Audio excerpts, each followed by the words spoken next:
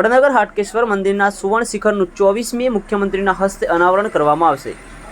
વડનગરના 2000 વર્ષ જૂના હાટકેશ્વર મહાદેવ મંદિરનું શિખર સુવર્ણમય બનતા 24મી માર્ચે સવારે મુખ્યમંત્રીના હસ્તક તેનું અનાવરણ કરવામાં આવશે।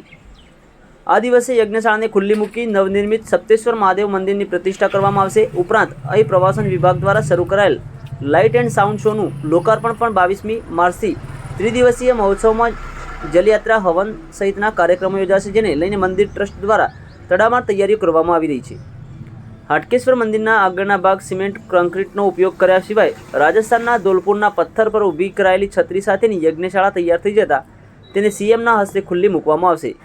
આગામી સમયમાં અહીં હવન અને યજ્ઞ સહિતના ધાર્મિક કાર્યક્રમો કરી શકાશે। ગુજરાત સરકાર દ્વારા અંબાજી મોઢેરા સૂર્ય મંદિર બાદ વડનગર હાટકેશ્વર મહાદેવ મંદિર ખાતે આશરે 5.5 કરોડના ખર્ચે લાઇટ એન્ડ ડેકોરેશન શોનું ફાઇનલ ટેસ્ટિંગ થઈ જતાં લોકાર્પણ કરવામાં આવશે।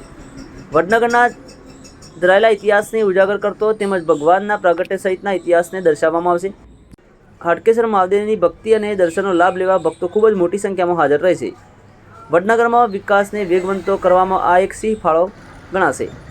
વધુ સમાચાર અને અપડેટ્સ માટે જોતા રહો ઓનલાઈન ટીવી ન્યૂઝ સુઠાકોર અને ફારૂક મેમણ સાથે।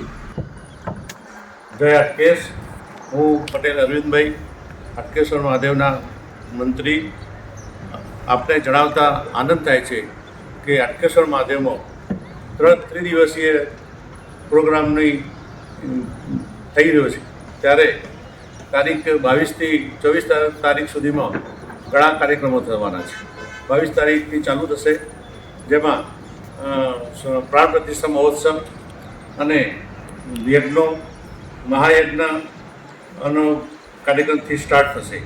તારીખ 24ના રોજ મુખ્યમંત્રીશ્રીના હસ્તે સુવર્ણ શિખર જે હાટકેશ્વર મંદિર ટ્રસ્ટે બનાવેલ છે તેનું લોકાર્પણ થવાનું છે। તેમજ સરકારશ્રીએ કરેલ પ્રવાસન વિભાગે લેસર્સોનું પણ એ દિવસે ઉદ્ઘાટન થશે। ગુજરાત પર્યટન બોર્ડ દ્વારા જે કાર્યો કરેલા છે તેનું પણ લોકાર્પણ થશે।